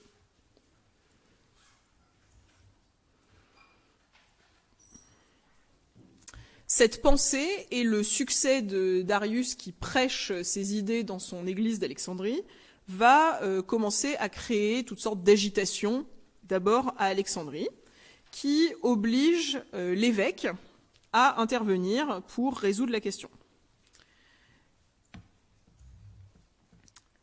c'est l'évêque d'Alexandrie, qui s'appelle Alexandre, donc Alexandre d'Alexandrie, facile à retenir, qui organise un grand synode en 319. Alors, c'est quoi la différence entre un synode et un concile ?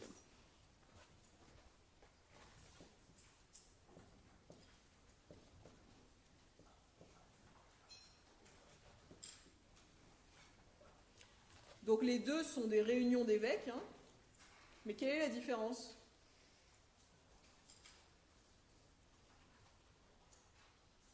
Oui. Oui. Alors effectivement, le concile, généralement, ça a une portée plus large, et le synode, c'est plus local. Quelle est la différence encore ? C'est une différence linguistique. Concile, c'est le mot latin, et synode, c'est le mot grec. Donc généralement, en Orient, on organise des synodes, et en Occident, on organise des conciles. Mais en effet, ensuite, les deux termes se sont spécialisés, et le synode est beaucoup plus local. Donc là, lorsque Alexandre organise un synode, il ne rassemble pas tous les évêques d'Égypte, mais uniquement les évêques des différentes paroisses d'Alexandrie. Donc en effet, c'est très local.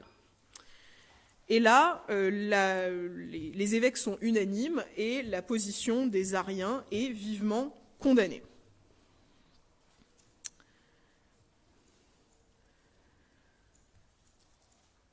Ça ne résout pas le problème. Pourquoi ? Parce que Arius, qui est très inséré dans des milieux intellectuels, va diffuser très activement ses idées, bien au-delà d'Alexandrie. Et donc rapidement, son idée se diffuse et on va essayer d'enrayer le problème. Alors comment fait-il pour diffuser de manière très efficace sa pensée ? Il va avoir des méthodes de communication assez originales et assez efficaces. Par exemple, il crée des chants qui résument sa pensée, qu'il fait apprendre aux marins d'Alexandrie, qui, lors de leur voyage, diffusent ses idées. Et donc, il écrit des chants de marins qui diffusent sa théologie. Donc, des chants très simples, assez rythmés, faciles à retenir, et donc très efficaces, de l'ordre presque du slogan.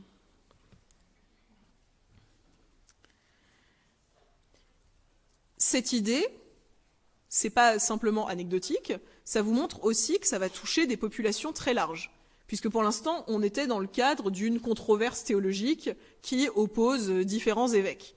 Mais en faisant apprendre ces slogans aux marins d'Alexandrie et en diffusant ce message dans tout l'Empire, surtout en Orient à ce moment-là, rapidement, toutes les couches de la population vont être touchées. Donc, c'est quand même très nouveau que des controverses théologiques s'infiltrent dans la population et dans la vie quotidienne des gens. Puisque jusque-là, ça ne concernait que des évêques qui s'opposaient dans le cadre de conciles ou de synodes. Jusqu'en 324, la situation est assez figée. Je rappelle qu'on est dans la partie orientale de l'Empire, c'est-à-dire celle qui est contrôlée par Licinius, qui, en tant que païen, n'est pas vraiment intéressé par ces controverses théologiques et laisse la situation, une espèce de statu quo, il laisse la situation se développer. Et c'est à partir de 324, lorsque Constantin devient le maître de l'Empire, que la situation va va se replacer au cœur des débats. Et les deux courants, les ariens et les anti-ariens, vont essayer de rallier Constantin à leur cause. Constantin, dont l'objectif est d'assurer la stabilité et l'unité de l'Empire dont il est maintenant le seul maître, veut essayer de résoudre tous les conflits internes. Donc il essaie de trouver une solution à cette question de l'arianisme, et de la même manière qu'il avait essayé de trouver une solution à la question des donatistes en Occident. Il confie la question à l'évêque de Cordoue, Osius, qui est un évêque espagnol, qui donc est encore une fois quelqu'un qui est neutre dans l'affaire, puisqu'il est à l'autre bout de l'Empire. il demande à Ossius de Cordoue de faire une enquête dans une volonté de pacification. Ossius organise une réunion à Antioche qui est un échec. Les Ariens et les non-Ariens n'arrivent pas à se mettre d'accord, si bien qu'on est obligé de trouver une autre solution. En 325, Constantin organise un grand concile à Nicée. Nicée, ça se situe près de Nicomédie, c'est-à-dire en Asie mineure, c'est-à-dire en Turquie actuelle. Il fait venir plusieurs évêques qui sont censés trancher le problème et définir en fait les cadres de la théologie. Ce concile de Nicée, il a une importance extrême, non seulement dans notre cours, mais à l'échelle de l'histoire. Dans les grandes dates à connaître, c'est 325, le concile de Nicée, c'est un jalon essentiel de l'histoire. Pourquoi ? Parce que c'est le modèle qui est toujours d'actualité pour les chrétiens et qui constitue une des références fondamentales de la mise en place de la théologie. C'est un concile, par ailleurs, qui est réuni par l'empereur, qui avait déjà réuni un concile à Arles, vous vous rappelez, pour la question des donatistes, mais qui était beaucoup plus restreint et qui concernait surtout des évêques gaulois. Là, il s'agit du premier concile de très grande ampleur convoqué par l'empereur. Et cette différence, elle est fondamentale, puisque c'est la première fois qu'un concile est envisagé dans une perspective universelle. L'objectif est de rassembler des évêques venus de tout l'Empire et de donner une portée tout à fait générale à ce débat. Afin de faciliter donc la mise en œuvre de ce très grand concile, Constantin met à disposition des moyens des moyens tout à fait illimités, et il réunit toutes les conditions qui sont de nature à favoriser à la fois la tenue et l'organisation du concile. Par exemple, il met à disposition des évêques la poste publique, la poste impériale, c'est-à-dire le système de relais des messages et d'hôtellerie. Alors là, on reprendra ça après, mais juste en quelques mots, je finis sur la poste impériale. Comment est-ce que les informations se diffusent dans l'Empire de manière très rapide et très efficace ? Il existe ce qu'on appelle le cursus publicus,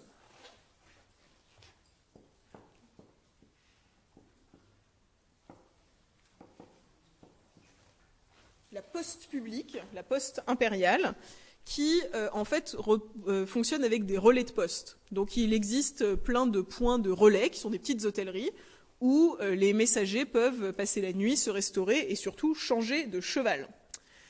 Ce qui permet d'aller très vite et de traverser l'Empire en diffusant les informations de manière très efficace. On va mettre à disposition des évêques la poste publique pour qu'ils puissent d'abord communiquer pour organiser le concile de manière efficace et pour qu'ils puissent se rendre à Nicée pour le concile. Donc l'idée, c'est que les évêques pourront se déplacer à travers l'Empire aux frais de l'empereur et dans des conditions de confort, un peu relatives, mais tout de même acceptables, et prises en charge donc par l'empereur. Par ailleurs, le concile à Nicée, il a lieu dans la résidence impériale. Donc l'empereur met aussi à disposition un lieu pour les évêques. Et l'empereur entend aussi être présent au concile, ce qui pose la question de sa place au sein de l'Église.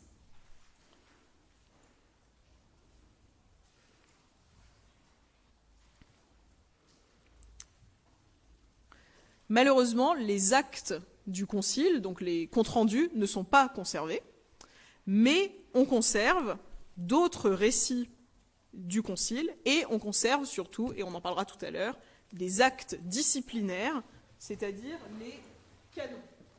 Donc on ne possède pas le compte rendu, pas tout le déroulé du concile.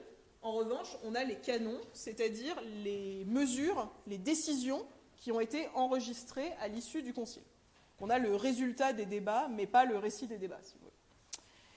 On s'arrête là pour l'instant et on finira ça tout à l'heure.